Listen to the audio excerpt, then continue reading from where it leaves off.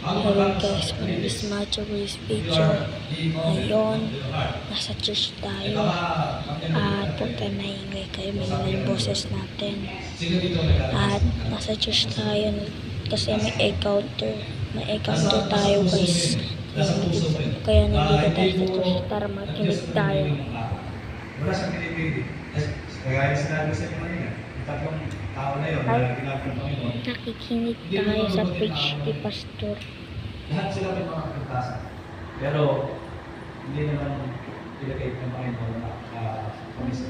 So, yun po yung counter opportunity. So, sabi dito, ibabalik ng Diyos ang puso mo sa Kanya at ang puso niya sa iyo. Okay?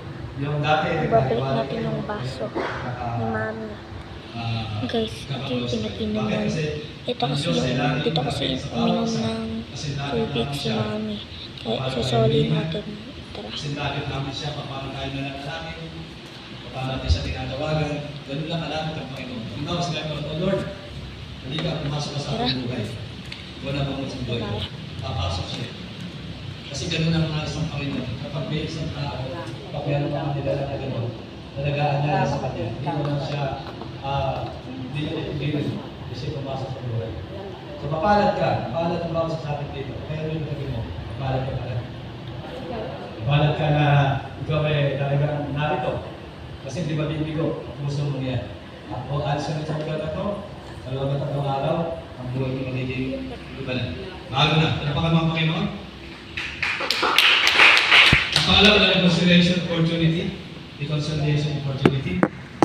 Sabi sa Romans chapter 5 verse 10. Or if you will, sige, sulat nila yung Romans chapter 5 verse 10. At narinig nila ang niya, sa bahay, ayun. Katabi ko si Mami. Ayun. Ito pakinggan nito. Nag-message siya. Katabi ko basta siya. Huwag mo lang po kayo chika-chika sa ibang mga i-review na ang inyong pagkakalala. Okay? Pakita ka rin tayo. Kasi para hindi natin Adiin my life ang nasa encounter na to. So Romans chapter 5 verse 10. Adiin my life For if ang nandito sa we were encounter. God's creation, or enemies, rather, we were reconciled to Him through the death of His Son. How much more, having been reconciled, shall we be saved through His life? Bago yung Romans chapter 5 verse 10, so verse 8 pa lang. Sabi doon, nagkakagubili ng Panginoon ang kanyang pag-ibig sa akin ng may mga kasalanan pa ay namatay niya sa akin. Can you imagine? Di naman ako dumidete. Kung tayo nagkakasala mo Guys, di ako dumidete na. Kaya nung nagiging white to. Lalo pa kaya ngayon, tayo nagkakasala sa akin. Kaya reconciliation, makikipag-ayos ka, Bakit makikipag-pati ka na. naging white yung dila ko eh. Hindi naman ako Reconcile. Ibig sabihin, ayaw mo lang malayo sa kanya.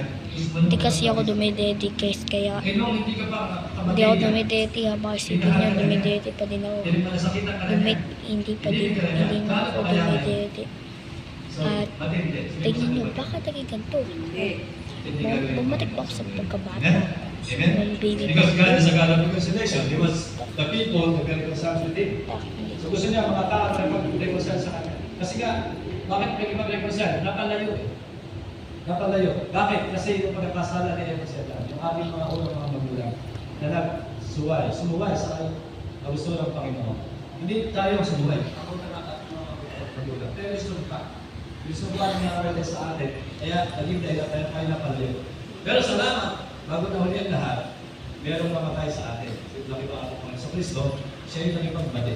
Kaya sabi ng 2 Corinthians 5:21, sa isang Kristo na walang kasalanan, magpapayo ng kasalanan, ay maging nagwiran ng Diyos sa kanila.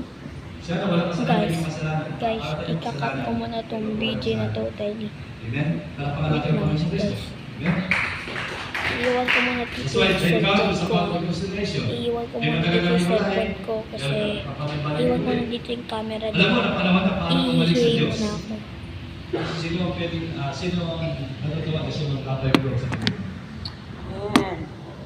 Diba? Alam mo na matagal ka na makalay sa Diyos pero gusto mo pagbalik sa Panginoon at mapapalimutan na kung ano man yung mga hindi kasalanan. Alam mo na nakakapagod ang buhay. sa Diyos. At walang purpose, walang direksyon ng buhay.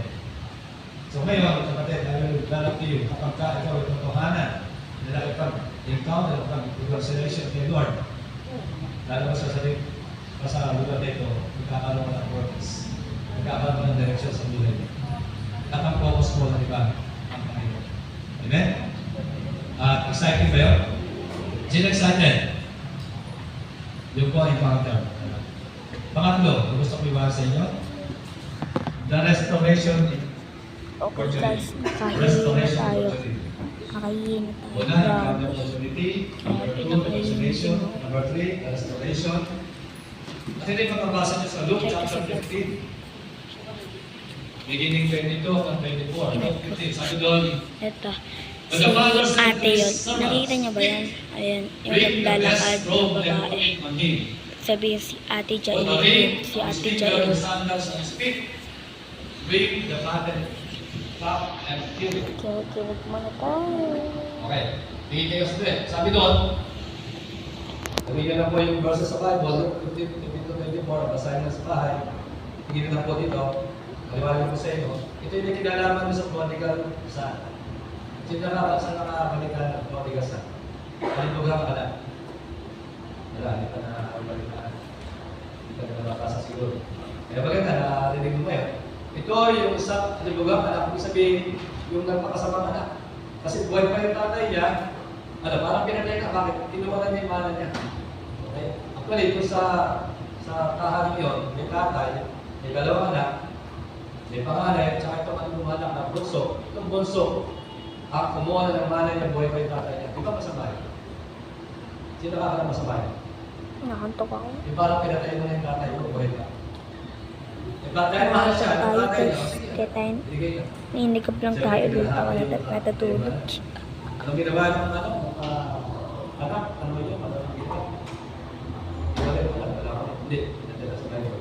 Sabi ng Bible, pumunta sa ibang lugar at nagpakasasa, inubos ang kanyang kayamanan, tinanggap niya, at ang lumahan, naubos talaga. As in, wala. Sabi natin, as in, wala. Ano ang mabuhay? Ikaw. Wala ka talaga pera. Paano gagawin mo sa buhay? Malimos ka. Malimos ka sa akin isa. Pero itong alibugang anak na ito, wala na sa dalawa, kundi maghanap ng ibang mga tao. At nakapaghanap siya ng iba.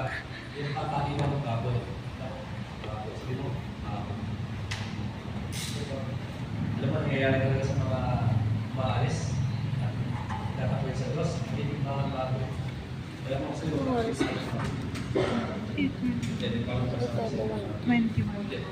Kasi ang vlog kong oras ay 3 p.m.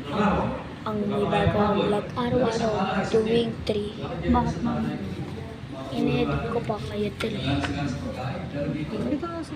Di mo, pagkain ng Kaya naman baboy, nagbablog. sa gutom niya, May maraming views. Ano ba kung ano total ng viewers ko? 2,100. Saan? Sa YouTube. Viewers mo? Oo naman. Sana. Ano ba ako kung kailan ako nag-join sa YouTube? 1 year na akong vlogger. June 1, 2023 ako naging vlogger. Hindi ko pala alam na vlogger na ako noong June 1. Baby ka pa lang. No, di ko mag-birthday nun. Matagal na pala siya, hihintay ng tatay. Kaya lagi na nakatingin sa malayo. Okay? Ano ba? Kapag tayo hihintay ng tatay. Sino excited nito?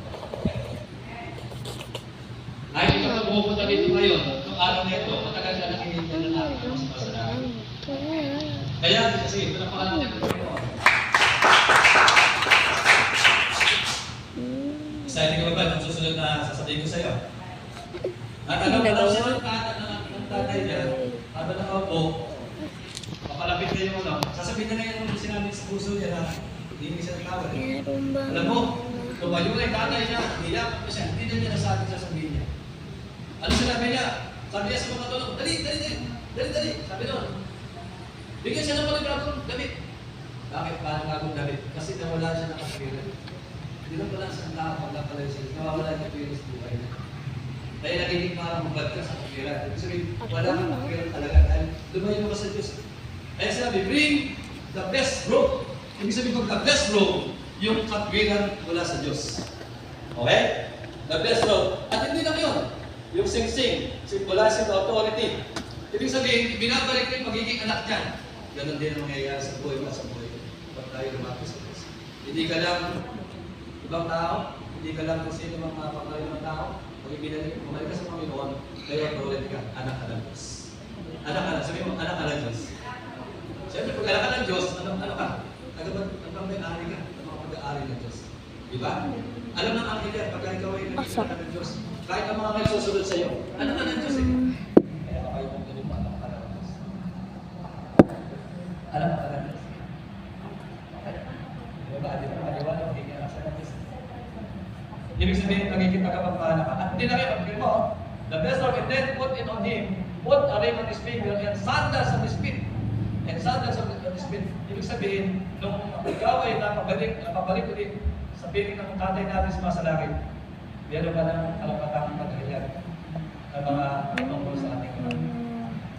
Okay? Hindi na yung mga salita ng kanto, salita ng mga chismis, hindi na yung mga salita ng mga sinisin ng mga tao. Ang salita mo ay makahari o panadalita. Di ba? Tingnan nyo, sino nakakapanood ng mga movie? Yung mga Okay, dito na magtatapos Okay guys, dito na magtatapos sa ating vlog. At see you bukas sa part 2. Kasi 3 araw kami may encounter. At see you sa part 2 dito ng encounter. See you sa next vlog bukas. Peace out. Subscribe.